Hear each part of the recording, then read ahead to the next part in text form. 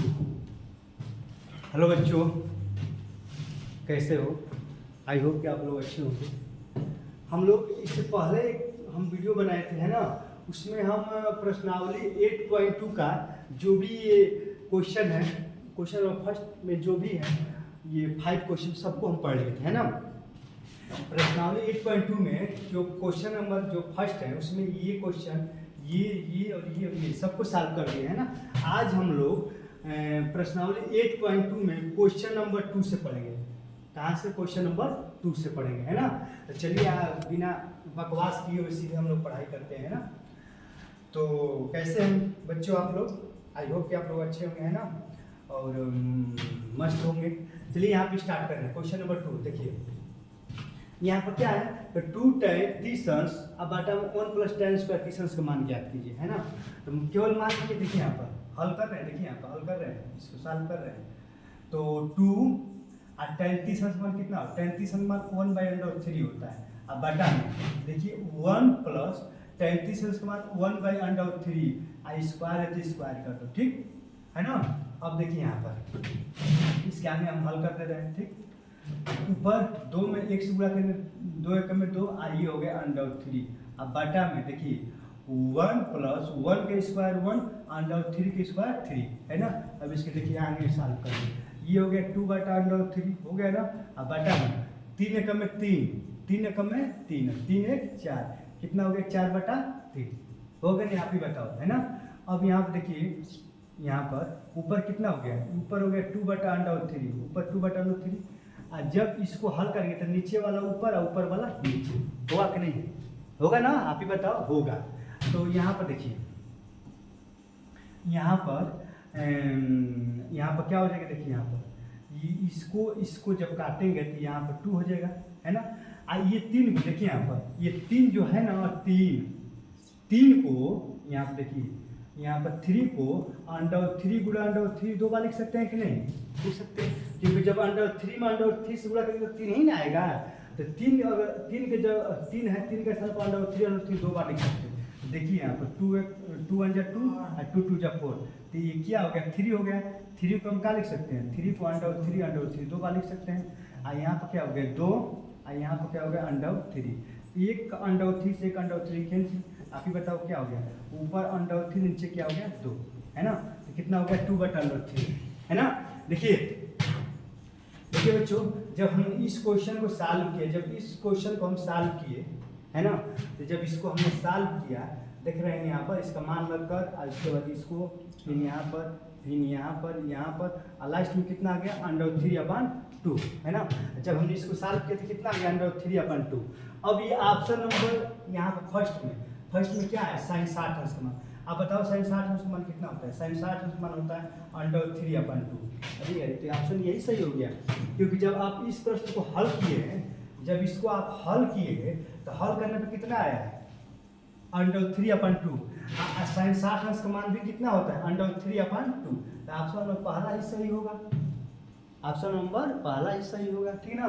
क्योंकि और ऑप्शन में चेक करो, cos 60 अंश का मान 1/2 होता है, तो cos 60 अंश का मान 1/2, 1/2 आया है नहीं, तो ये ऑप्शन होगा नहीं। tan 60 अंश का मान √3 होता है, क्या tan 60 अंश का मान √3 होता है, तो ये भी ऑप्शन नहीं होगा, क्योंकि इतना है। और sin 30 अंश का मान 1/2 होता है, तो ये भी ऑप्शन नहीं होगा, ये भी गलत हो गया, क्योंकि जब हम इसको सॉल्व किए तो कितना आएगा? √3/2, √3/2 पहले ही ऑप्शन आ रहा है ना? तो इसी तरह ऐसे क्वेश्चन को हल करते हैं, यानी ऑप्शन नंबर फर्स्ट ये आपका आंसर होगा, है ना? हालांकि हल करने का तो एक और तरीका है, बहुत आसान तरीका, लेकिन उसके लिए आपको सूत्र याद करना पड़ेगा। हालांकि आप इसी तरीके से हल करिए, आपके लिए बहुत बेटर है। नहीं तो आप कहेंगे तो वो भी हम तरीका, देखिए हम वो भी तरीका बता दे रहे हैं, नहीं तो आप कहेंगे कि सर केवल फेंक रहे हैं, है ना? देखिए वो भी तरीका बता रहे हैं। देखिए cos 2θ का सूत्र होता है, देखिए इसके लिए आपको सूत्र याद करना पड़ेगा। आप बहुत आसान तरीके से इस सवाल को सॉल्व कर सकते हैं, ऐसे सवाल है ना? तो cos 2θ का सूत्र क्या होता है? cos 2θ का सूत्र होता है 2 tan θ और बाटा में 1 + tan स्क्वायर, है ना? sin, देखिए sin 2θ का सूत्र होता है 2 tan θ बाटा में 1 + tan स्क्वायर θ, है ना? ये sin 2θ का सूत्र होता है, sin 2θ का सूत्र होता है 2 tan थीटा बटा में 1 प्लस tan स्क्वायर थीटा। अब यहाँ पर देखिए थीटा, अगर थीटा मान लीजिए माना थीटा बराबर क्या मान लीजिए 30, क्योंकि यहाँ पर थीटा के जगह पर 30 दिया, रख दीजिए 30। यहाँ पर साइन थीटा के जगह पर 30 आ गया, 30 दूनी के 60 आ गया ना। और यहाँ पर 2 tan थीटा के जगह पर 30 बटा में 1 प्लस tan स्क्वायर 30 आ गया कि नहीं। देखिए ये तो मान था आपका 2 tan 30 बटा में 1 प्लस tan स्क्वायर 30 का मान कितना आ गया साइन 60। यही तो आपका 2 tan 30 1 प्लस tan स्क्वायर 30 का मान कितना आ गया साइन 60। आपका साइन 60 इसी में आ गया कि नहीं, आप ही बताओ। आसान तरीके से आ गया ना, है ना। तो इसके लिए आपको एक अलग से सूत्र याद करना पड़ेगा, है ना। तो आई होप कि आप समझ गए होंगे, ठीक है ना। अब देखिए इस क्वेश्चन को भी आप कई तरीके से सॉल्व कर सकते हैं, है ना। तो लेकिन जो तरीका आप लोगों का है पहले उस तरीका से सॉल्व कर रहे हैं, है ना। देखिए यहाँ पर ये क्वेश्चन है 1 माइनस tan स्क्वायर 45 अंश और यहाँ पर 1 प्लस tan स्क्वायर 45 अंश, है ना। ये आपका प्रश्न है। अब इसको हम हल कर रहे हैं। देखिए 1 के जगह पर 1 रहने दो, माइनस के जगह माइनस tan 50 का मान 1 की स्क्वायर 1, है ना। और 1 अब प्लस tan 50 का 1 के स्क्वायर 1। तो देखिए ये प्लस माइनस करके क्या है 0 और 1 1 2। आप जानते हैं कि 0 में 2 से भाग करेंगे तो क्या आएगा 0। 0 में किसी भी संख्या से भाग करेंगे तो क्या आएगा 0। तो ये आ गया कितना, ये 0 आ गया। अब ऑप्शन में चलिए ये देखिए 0 आ रहा है कि नहीं। देखिए यहाँ पर tan 90 अंश का मान, देखिए tan 0 अंश का मान 0, tan 90 अंश का मान अनंत आ रहा है। लेकिन ये तो आप जब इसको आप सॉल्व किए हैं, इसको हल करने के बाद कितना आ रहा है आप ही बताइए। इसको जब आप हल किए इसका 0 आ रहा है, लेकिन tan 90 अंश का मान क्या अनंत होता है, ये तो ऑप्शन होगा नहीं। यहाँ पर तो क्या दिया है 1 दिया है, ये भी नहीं होगा क्योंकि 0 आया है। साइन 45 अंश का मान आपको मालूम है कि साइन 50 का मान 1/√2 होता है, तो ये भी नहीं होगा क्योंकि यहाँ पर आप हल करने पर 0 आया है। ये ऑप्शन नंबर डी में 0 दिया है, ये ऑप्शन नंबर डी आपका सही हो जाएगा, है ना। तो आई होप कि आप समझ गए होंगे, ठीक ना। अब चलिए हम लोग डायरेक्ट क्वेश्चन नंबर 3 पर चलते हैं ना। क्वेश्चन नंबर 3 देखिए यहाँ पर क्या है। क्वेश्चन नंबर 3 साइन 2a, देखिए यहाँ पर साइन 2a बराबर 2 साइन a तब सत्य होता है जबकि ये बराबर है। देखिए यहाँ पर ऑप्शन रखना है, तो यहाँ पर देखिए आप ऑप्शन रख कर भी हल कर सकते हैं। यहाँ पर दोनों या बराबर का चिन्ह लगाया है, तो इस ऑप्शन में से कोई भी आप ऑप्शन रखिए कि दोनों बराबर आ जाए, है ना। तो आप क्या रख सकते हैं, देखिए अगर 0 रख रहे हैं 0 देखिए आप हल कर रहे हैं। देखिए साइन 2a हो गया अब बराबर 2 साइन a हो गया, है ना। यही आपका है, यही ना आपका प्रश्न है। तो यहाँ पर रखो क्या रखना है, पहला ऑप्शन क्या है आपका 0। यहाँ पर देखो साइन और 2 के जगह पर 0 रखेंगे तो 0 में अगर 2 से गुणा होगा तो यहाँ पर 0 हो जाएगा, ये तो 0 हो गया है ना। अब बराबर 2 और साइन ये भी क्या आएगा 0। तो साइन 0 का मान 0 होता है, साइन 0 का मान 0, यहाँ पर 2 और साइन 0 का मान 0, है ना। तो ये भी 0 हो गया। और जब 0 में 2 से गुणा करेंगे तो क्या आ गया 0। दोनों बराबर आएगा कि नहीं, दोनों बराबर आ गया ना। इधर भी 0 और इधर भी 0 अगेन दोनों बराबर, यानी ऑप्शन यही सही होगा, है ना। जब हम पहले ऑप्शन को ही जब इसमें और इसमें रख कर हल कर दिए तो दोनों क्या आ गया बराबर आ गया, LHS बराबर RHS आ गया, यानी पहला ही ऑप्शन होगा। अगर इसको रखोगे तो दोनों बराबर नहीं है। आप अगर देखिए आप रख हल ही करते हैं। देखिए यहाँ पर क्या है आपका साइन 2a है ना, अब बराबर 2 साइन a, यही ना है। अब ऑप्शन नंबर 2 में क्या दिया है 30 अंश दिया है, तो रखो थीटा की जगह पर 30 अंश। यहाँ पे देखिए साइन और 30 दूनी के 60 हो जाएगा ना, एक की जगह पर 30 रखेंगे तो। और यहाँ पे देखिए 2 और साइन यहाँ पर क्या रखेंगे 30। अब साइन 60 अंश का मान क्या होता है, साइन 60 का मान √3/2 होगा। अब ये 2 है और साइन 30 अंश का मान कितना 1/2, ये 2 से 2 कैंसिल हो जाएगा तो √3/2 और ये 2 से 2 कैंसिल हो तो कितना हो गया 1 आ गया। तो अब आप बताइए दोनों बराबर आ गया, ये √3/2 है, इधर 1 है, दोनों बराबर नहीं आया ना, यानी ये ऑप्शन नहीं होगा, है ना। ये इससे ही आप इसको भी रखेंगे इसको भी रखेंगे तो दोनों और बराबर नहीं है। केवल इस ऑप्शन में दोनों और बराबर आए, इक्वल आया है, इसलिए फर्स्ट ऑप्शन आपका सही है ना। इसके लिए आपका ऑप्शन ये हो जाएगा। अब चलिए हम लोग एक लास्ट क्वेश्चन है, अभी लास्ट नहीं है यार, अभी तो बहुत क्वेश्चन है। देखिए यहाँ पर अब ये वाला क्वेश्चन है ना। देखिए क्वेश्चन नंबर इसको हम सॉल्व कर रहे हैं ना। अब देख रहे हैं कि इस ऑप्शन में से कौन सा ऑप्शन ये सही होगा, तो चलिए इसको हल करिए, है ना। इसका मान रखिए, देखिए यहाँ पर हमने 2 और tan 30 अनुमान कितना होता है, tan 30 अनुमान होता है 1/√3, है ना। देखिए यहाँ हमने रखा 2 और tan 30 अनुमान 1/√3 रख दो, अब बटा 1 माइनस 1/√3 का क्या हो जाएगा स्क्वायर, ठीक ना। देखिए 2 tan, अगर इसका आंसर कहेंगे दोस्तों तो इसका आंसर जानते हो कितना होगा, इसका आंसर ये सी वाला आएगा। क्यों? क्योंकि देखिए इसको शॉर्टकट में भी हल कर सकते हैं, जैसा रहेगा सही होम से।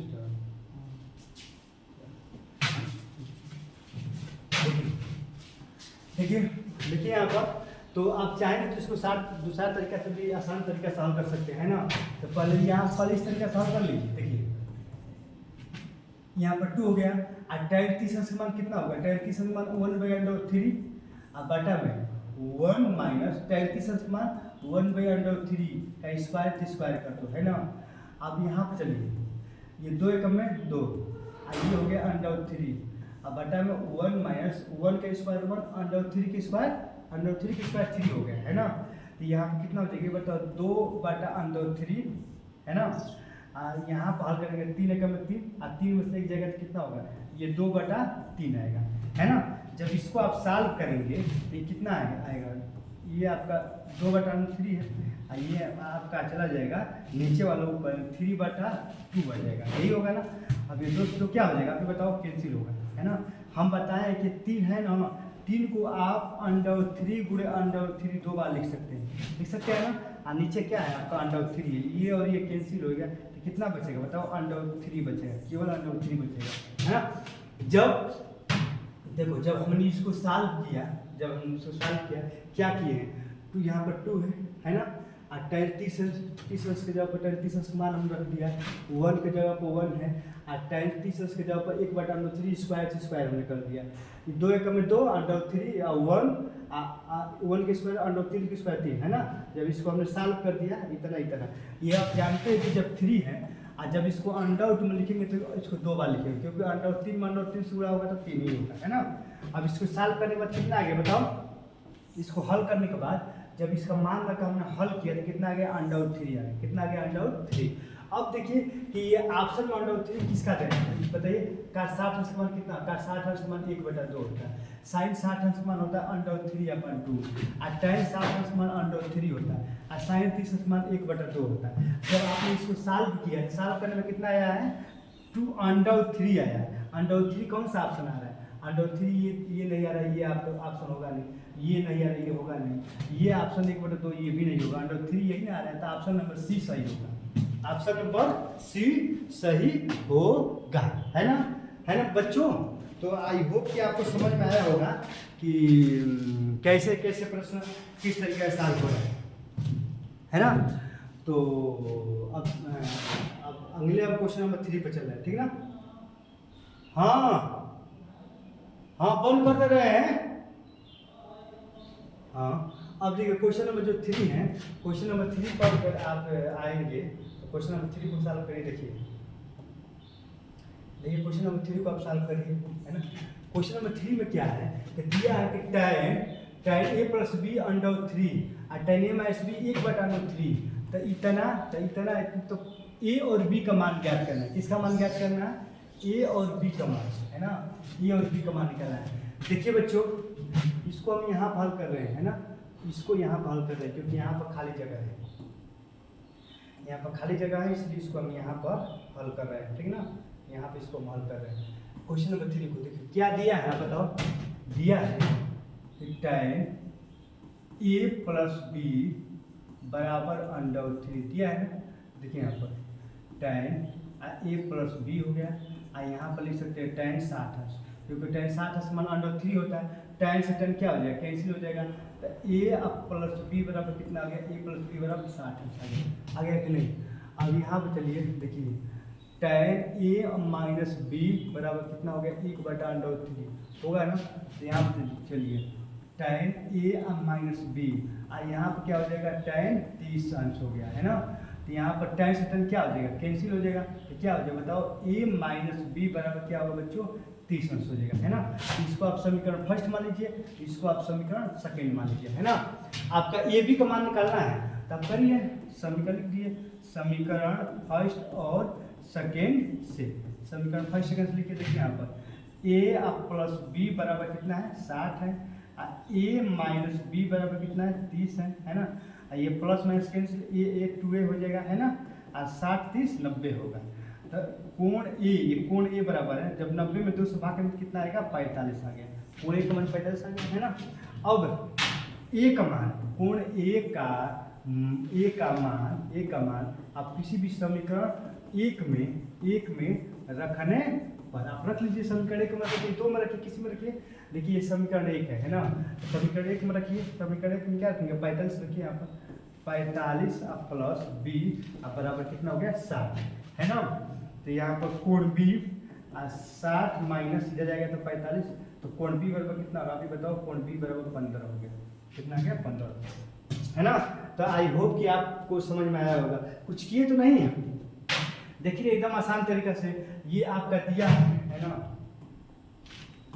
देखिए ये आपका दिया है, ये दिया है कि नहीं, tan a प्लस बी इतना, और tan 60 अंश का मान tan √3 की जगह पर हम tan 60 रख सकते हैं, क्योंकि tan 60 अंश का मान ही √3 होता है, तो √3 की जगह पर ये लिख सकते हैं क्योंकि बराबर है ना। इसी तरह tan 30 अंश का मान √1/√3 की जगह पर tan 30 लिख सकते हैं। अब यहाँ पर tan, यहाँ पर भी tan, यहाँ पर भी tan कैंसिल, यहाँ पर भी tan, यहाँ पर भी tan कैंसिल, तो इतना समझे एक दो सॉल्व करके निकाल दिया, इसका मान निकाल दिया। अब इसमें क्या कह रहा है कि ए और बी का मान ज्ञात कीजिए, तो ए का मान कितना आ गया 45, अब बी का मान कितना आ गया 15 आ गया, हो गया आपका। लेकिन कुछ और कह रहा है कि ए और बी का योग, देखिए यहाँ ये भी कह रहा है कि ए का मान क्या होना चाहिए, बड़ा होना चाहिए, बी का मान छोटा, तो ए का मान बड़ा आ रहा है कि नहीं, ए का मान 45 आ रहा है, बी का मान 15 आ रहा है। यहाँ पर कह रहा है कि ए का मान जिधर मुँह रहता है वो बड़ा होता है, ए का मान बड़ा होना चाहिए, तो ए का मान बड़ा है कि नहीं, ए का मान 45, बी का मान 15, तो बड़ा भी आ रहा है ना। अब ये भी कर रहा है कि ए प्लस बी का योग जो है ना 90 अंश से क्या होना चाहिए, छोटा आना चाहिए, तो ए प्लस बी का योग देखिए, ए का मान 45 और बी का मान 15, 5 पर 10 के जीरो हाथ से ले 4 1 5 1 60 आ रहा है कि नहीं सर, जब छोटा आ रहा है ना, यानी जो भी कह रहा है उसको फॉलो कर रहे हैं ना। तो बस आप इतना समझिए, ऐसे क्वेश्चन को ऐसे सॉल्व करते हैं। अब लास्ट है क्वेश्चन नंबर 4, अब इसको सॉल्व करते हैं, इसको हटा रहे हैं, ठीक ना, आप देख लीजिएगा। क्वेश्चन नंबर 4 है ना, इसमें क्या लिखा है कि बताइए, इसमें भी सत्य और सत्य को बताना है, सत्य और सत्य को बताना है, ठीक है ना, सत्य सत्य को। तो देखिए आप, ये क्या है पहला क्वेश्चन, साइन ए प्लस बी को साइन ए आकाश बी लिख सकते हैं, नहीं लिख सकते हैं, ऐसा पूरा ही नहीं करेंगे। साइन ए प्लस बी को आप साइन ए और साइन बी कभी भी नहीं लिख सकते हैं ना, इसको इस तरह लिखिए आप, इसके लिए एक सूत्र होता है, साइन ए प्लस बी का क्या आप लिख सकते हैं, इसको ये लिख सकते हैं sign A cos B plus cos A sine B, ये लिख सकते हैं क्योंकि ये सूत्र है। देखिए बच्चों समझने का प्रयास करिए, साइन ए प्लस बी को आप लिख सकते हैं sign A cos B plus cos A sine B, ये लिख सकते हैं, और ये आप नहीं लिख सकते हैं, गलत हो जाएगा। अब देखिए थीटा में वृद्धि होने के साथ साइन के मान में वृद्धि होता है, साइन थीटा के मान में भी वृद्धि होता है। अब कह रहा है कि जब थीटा के मान में वृद्धि करते हैं तो क्या साइन थीटा के मान में भी वृद्धि होता है कि नहीं होता है, तो आप देख लीजिए, देखिए साइन 0 अंश का मान 0, साइन 30 अंश का मान 1/2, साइन 45 अंश का मान 1/√3, है ना। और उस तरह साइन 60 अंश का मान, उस तरह साइन 0 अंश का मान 0, और साइन 90 अंश का मान कितना हो गया 1 आ गया। देख रहे हैं कि अगर थीटा के मान में वृद्धि कर रहे हैं, इसके भी मान में वृद्धि हो रहा है, 0 से बड़ा 1/2, 1/2 से बड़ा ये, उस तरह 90 1 आ जा रहा है ना। तो जैसे थीटा के मान में वृद्धि कर रहे हैं वैसे वैसे साइन, जैसे यहाँ पर थीटा के मान में वृद्धि कर रहे हैं तो साइन थीटा के मान में भी बढ़ता जा रहा है, यानी पहला आपका क्वेश्चन सही है ना, क्योंकि साइन 0 अंश का मान 0 है और साइन 90 अंश का मान 1 आ जा रहा है, तो 0 से 1 बड़ा है कि नहीं, ये भी तो बड़ा है। तो साइन का मान अगर थीटा का मान अगर हम बढ़ा रहे हैं, थीटा का मान यहाँ पर 0 है, यहाँ पर 90 कर दिए, तो जब थीटा का मान बढ़ा रहे हैं, यहाँ पर साइन 0 है तो साइन 0 का मान 0 और साइन 90 अंश का मान 1 हो गया।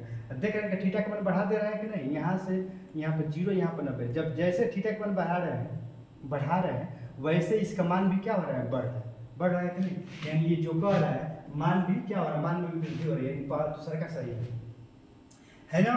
अब चलिए, अब क्वेश्चन नंबर इसमें 3 पे करते हैं कि थीटा का वृद्धि होने के साथ काश के मान में भी वृद्धि होता है। अब बताइए काश के मान में वृद्धि होता है, तब देख लीजिए आप। देखिए काश 0 अंश का मान, काश 0 अंश का मान 1 और काश 90 अंश का मान 0। अब देखिए यहाँ पर कह रहा है थीटा के मान में अगर हम वृद्धि कर रहे हैं तो काश थीटा के मान में वृद्धि होता है, गलत है, क्योंकि थीटा का मान यहाँ पर 0 लिए है, यहाँ पर थीटा का मान 90 लिए है। थीटा के मान में तो वृद्धि किए है ना, लेकिन यहाँ पर जब वृद्धि किए तो ये यहाँ पर देखिए 0 लिए है, यहाँ पे 1 आया है, 90 लिए है तो 0 आ गया है। यानी यहाँ पर तो वृद्धि कर रहे हैं लेकिन यहाँ पर कमी आ रहा है। कमी आ रहा है कि नहीं आप ही बताओ। यहाँ पर तो हम वृद्धि कर रहे हैं, थीटा में वृद्धि कर रहे हैं, यहाँ पर 0 लिए, यहाँ पर 90 ले लिए, लेकिन यहाँ पर 1 आया तो यहाँ पर 0, यहाँ पर कमी आ रहा है। थीटा के मान में वृद्धि करने पर क्या आ रहा है, इसके मान में कमी आ रहा है। ये तो कह रहा है कि वृद्धि होना चाहिए, यानी ये गलत कह रहा है, यानी ये भी आपका गलत हो गया है ना। अब एक और क्वेश्चन नंबर 4 देख लीजिए। यहाँ पर कह रहा है कि थीटा के सभी मानों पर इतना बराबर इतना, ये भी गलत है ना। कह रहा है कि साइन थीटा आकाश थीटा का मान दोनों बराबर होगा, तो आप ले लीजिए साइन 0 ले लीजिए, आकाश 0 ले लीजिए, है ना। अब साइन 0 अंश का मान 0, आकाश 0 अंश का मान 1, क्या बराबर आ रहा है? नहीं है ना। अब कुछ भी ले लीजिए, साइन 30 लीजिए, जब ये भी लेंगे 30 तो काश ये भी 30 लेंगे, जब यहाँ पर 30 रखेंगे तो यहाँ पर 30, यहाँ पर 0 तो यहाँ पर 0, तो साइन 30 अंश का मान 1/2, जबकि काश 30 अंश का मान √3/2। क्या दोनों बराबर आ रहा है? नहीं, ये तो कुछ अलग आ रहा है, ये कुछ अलग आ रहा है। अब ये तो कह रहा है कि दोनों बराबर होना चाहिए, दोनों क्या होना चाहिए? बराबर। ये भी गलत कह रहा है, ये भी क्या हो जाएगा आपका? गलत हो जाएगा, है ना। तो आई होप कि आप समझ गए होंगे। अब इसको मिटा रहे हैं, ठीक। क्वेश्चन नंबर 5 में कह रहा है कि a = 0 पर काट a परिभाषित नहीं है। परिभाषित नहीं है मतलब अपरिभाषित। देखिए दोस्तों, ये कहता है कि भाज्य नहीं है। भाज्य नहीं है इसका मतलब अभाज्य है। देखिए हम कह देंगे कि वो लड़का नहीं है, तो वो लड़का नहीं इसका मतलब लड़की है।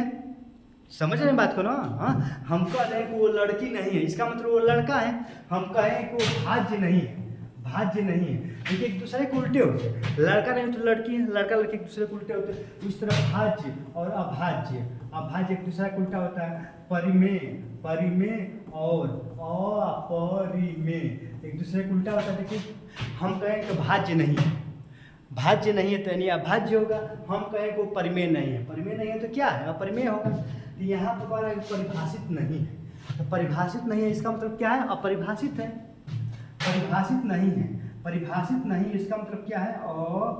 अपरिभाषित, अपरिभाषित है। देखिए बच्चों समझने का प्रयास करिए। हम कह रहे हैं एक जगह पर 0 रखिए, यहाँ पर tan एक जगह पर 0 और tan 0 अंश का मान क्या होगा? देखिए tan 0 अंश का मान 0, लेकिन काट 0 अंश का मान अनंत होता है। काट 0 अंश का मान क्या होता है बच्चों? अनंत। देखिए यहाँ पर एक जब हमें क्या रखना है? एक जब हमें 0 रखना है, तो काट एक जब हम जब 0 रखेंगे तो काट 0 अंश का मान अनंत होता है।